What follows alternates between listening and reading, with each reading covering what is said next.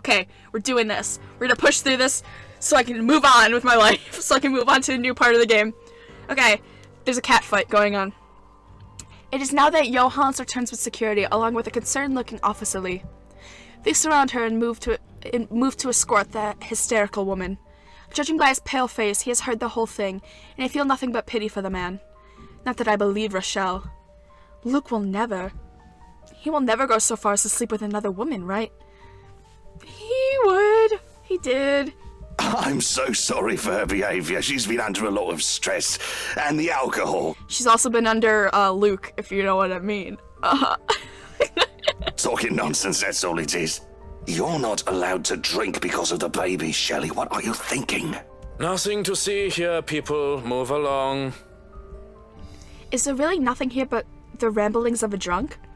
Of course they're nothing but the ramblings of a drunk. She's just jealous.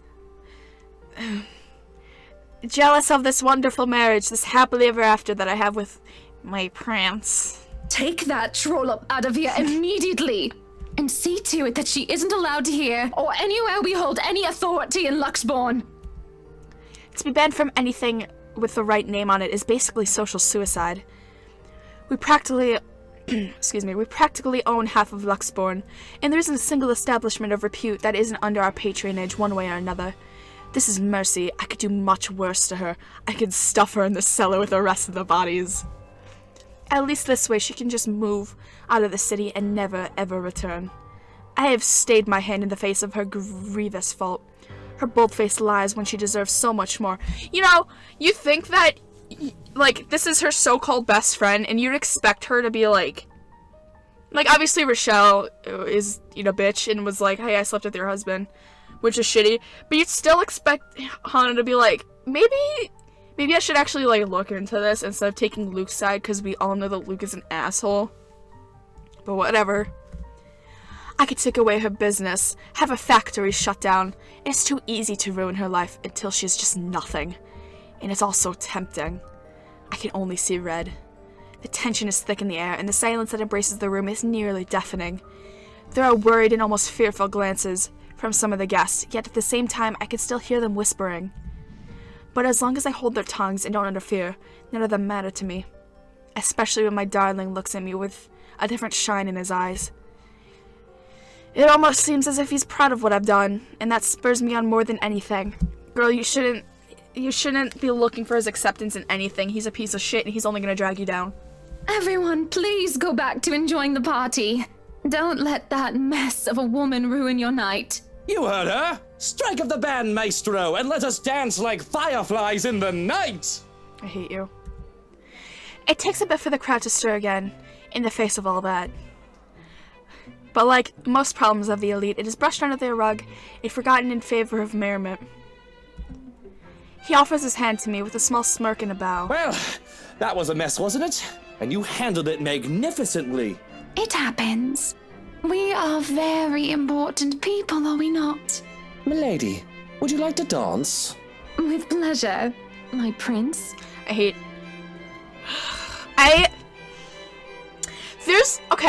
There's a lot more of this my prince and like, oh my darling stuff to come. That's the only thing I'll say. And I was cringing. Like, I try not to buy into like the cringe culture stuff. You know, let people live, right? But I was like inwardly curling and disgusted every time I had to read any lines that implied Luke was, like, just implied that Luke was like handsome or a prince or just like a good human being. It physically disgusts me, and I have to do it again. No one is gonna get between me and my darling husband. Not Rochelle or any other rich, snooty scrubber. Not some common whore or ambitious maid. No one is gonna get near him in that manner, not while I'm around. And if I have anything to say about it, no one is gonna get near him at all. It's because they fucking. The day after proved to be a difficult task. My darling prince is a man of many connections, a man of the people. He's always talking to one person or another, and I'm always left alone, unable to stay at his side at all times. You know, really just be a trophy wife that I'm meant to be. It is frustrating, but I have to be understanding. Besides, I don't see why he can't just stay at home. The least I could do is make sure I have his time while he's here, which in and of itself isn't as easy as it sounds. Now with that bloody valet of his tailing him around. Johans! Where's my tie? I can't find it anywhere. Have you looked around your neck? It should be there if it's not on your clothes horse, sir. They just have an entire horse, like a real live horse, in their room. It wears all their clothing from their closet. It is their closet, basically. And he's just sitting there. He's having a good time. It isn't often that I'm awake this early, at least early enough to find my darling preparing for the day with his valet attending to him. It is an old-fashioned way to go about the morning. He's able to dress himself after all. But he says that it really makes the day easier for him to have someone else do his tedious task, albeit with a grimace. Though, if that manservant of his dislikes the duty so much, I'll gladly do it in his stead. I've got it, my prince. Come here. Please stop. Well, someone's up and at them especially early this morning, huh? Here I thought you'd be knackered by all the dancing we did last night at the party. And the dancing we did in the sheets. And after that... Yep. Well... Don't. They fucked. They fucked. A saucy little wink and a smile is what he offers me as I draw close to fix his tie. Choke him. Just fucking choke him. He's probably into that, so... Oh. Here, darling, let me... Darling. We did this last night. We can't do it again right now. I have a business meeting to attend to. And when the valet reaches out with his perfume, I quickly take it and shoo him aside. This is the sentence that got me last time. I could not read it. It physically hurts. This close. His scent fills me with the smell of white flowers, cocoa, cardamom, and almonds. It is intoxicating. And the sight of the two of us in the vanity mirror is picturesque and perfect. Can I help it if I feel a little bit resentful that another person gets to do this for Luke every morning when I could have done it myself? This is very out of character for her, and I'm very worried. No, I can't. You're dismissed, Shroken. I have this. Go on then.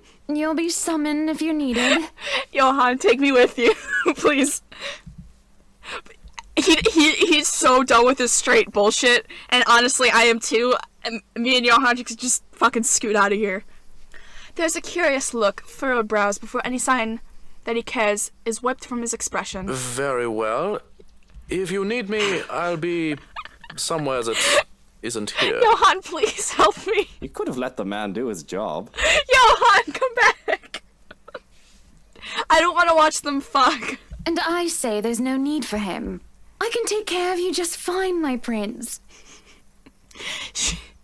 She really likes calling him Prince because of her favorite video game, and the only video game she played as a child, which was Katamari Damacy. I mean, he is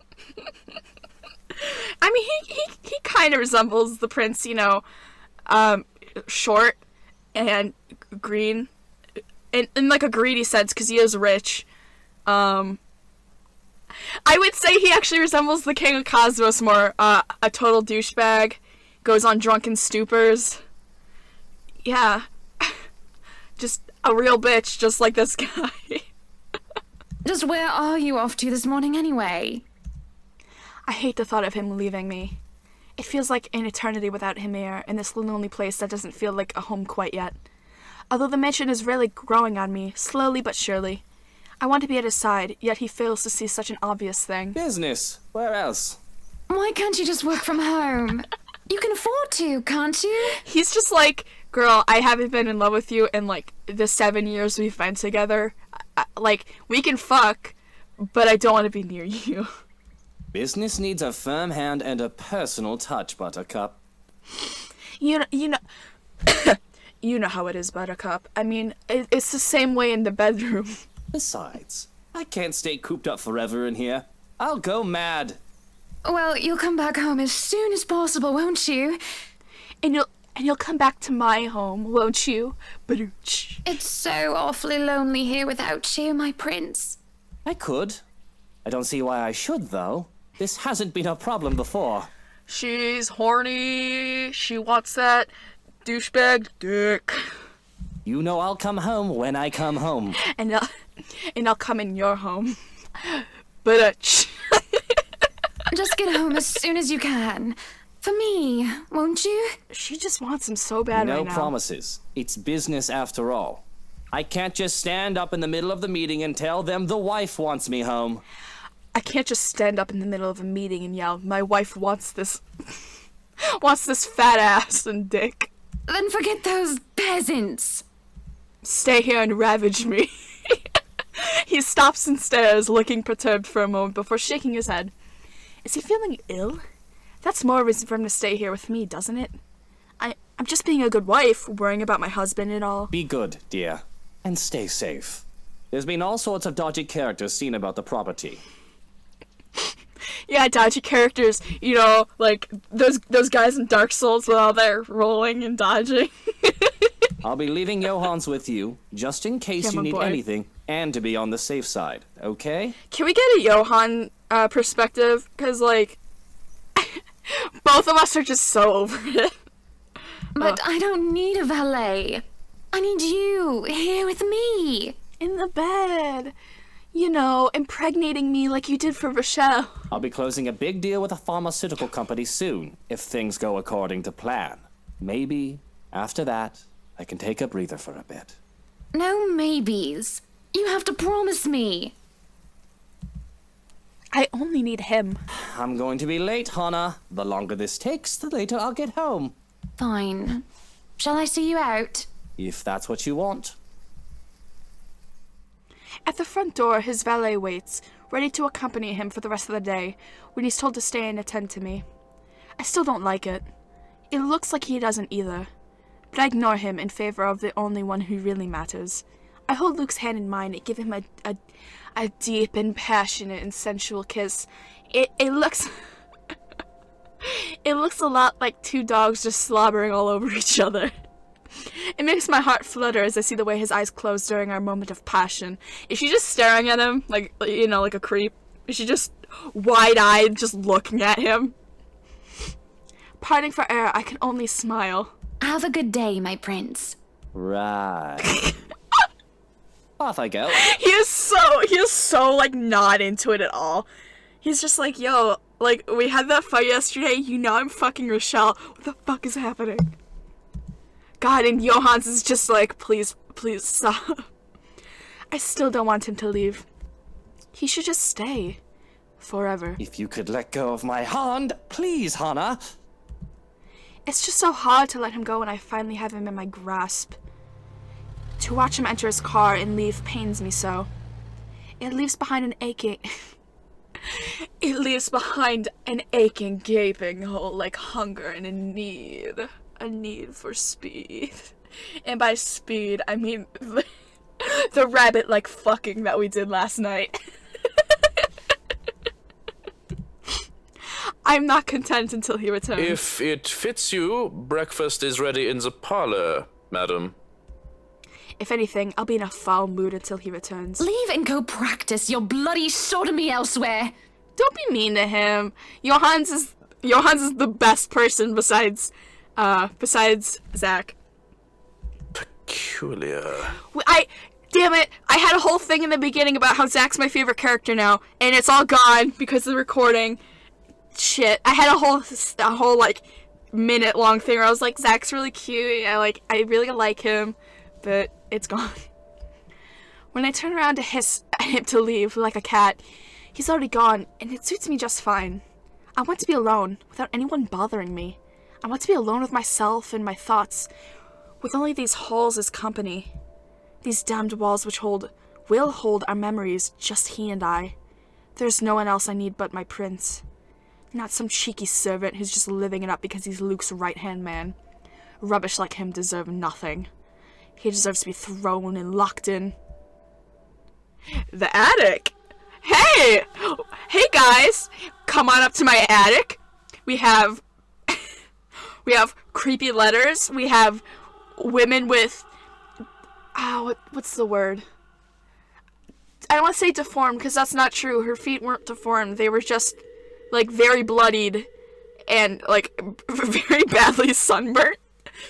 We have creepy ladies, a candle, and a letter. Who doesn't like a letter? Without realizing it, my feet have brought me in here.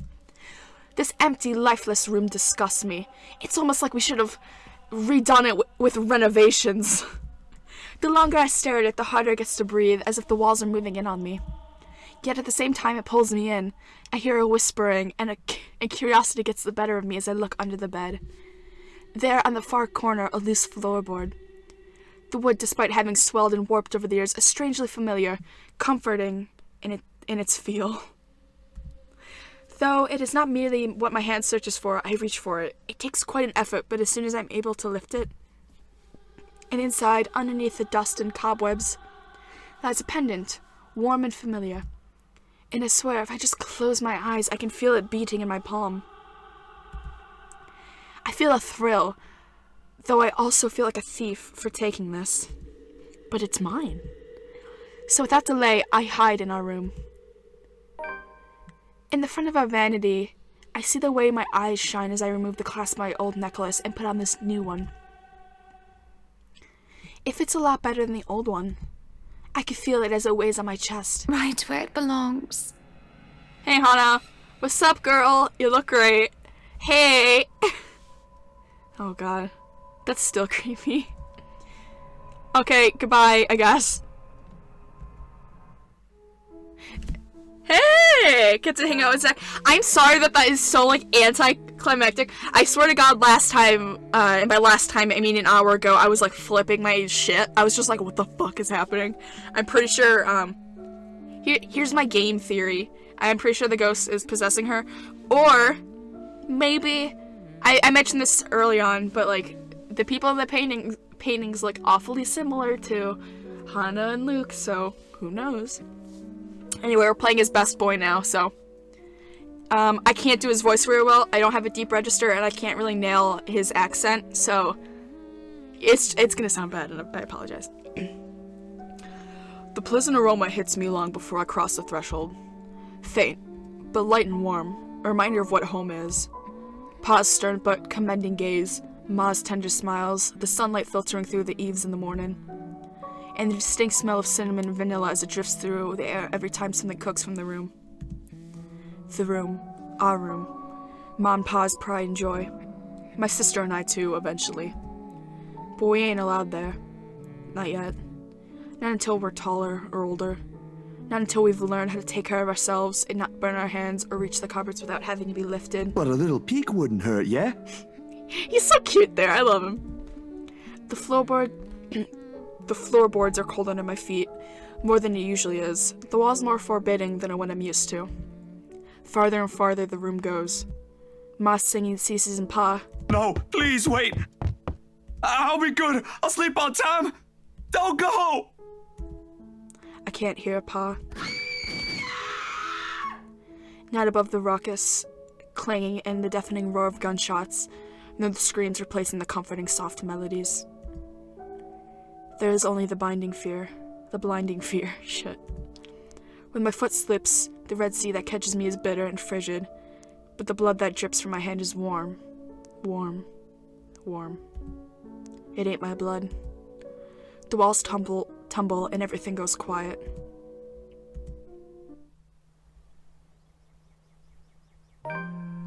The first few notes, while muffled, are enough to wake me. It takes a few moments for everything to fall into place, for my eyes to adjust to the light streaming into the room. Despite the pleasant chill of the AC, my shirt is clinging tightly to me, and my blanket a tangled mess around my throat. I only wish those nights... It's one of those nights again when sleep passes like a blink and is plagued with vague, fuzzy thoughts. I lift a hand to rub away the drowsiness from my eyes, although it does little to relieve the gritty, burning sensation from my eyelids. Outside, the sun has yet to peak. Hey, Zach, I'm sorry. It looks really fucking bright out there. That's the sun. The sun is in your room right now. But night has already given way to the cool morning light, washing everything in subtle gray hues. At this hour, the entire city remains unstirring. Ordinarily, waking up before my own alarm means abusing the snooze button twice or thrice just to catch those precious few extra minutes of sleep. But the persistent ringing makes it impossible now. This better be good. Yeah. Ooh. Ooh. His voice is nice when it goes deep like that. Ooh. Groggily, I scramble for the bag sitting at the foot of my bed. The ringing still hasn't stopped, even after I fish the phone out, and Ash's name flashes brightly on the screen when I turn it on. And from there, we'll stop! Little warning for next episode, like, I'm not gonna spoil anything. Not a lot of jokes, because it's actually, like, a serious time, so, I don't know. If that's not your thing, maybe, I don't know if you could skip it or not, but we'll see when we get there. Anyway, thank you for listening, I really appreciate it, and I hope your day is beautiful, like you guys. And goodbye!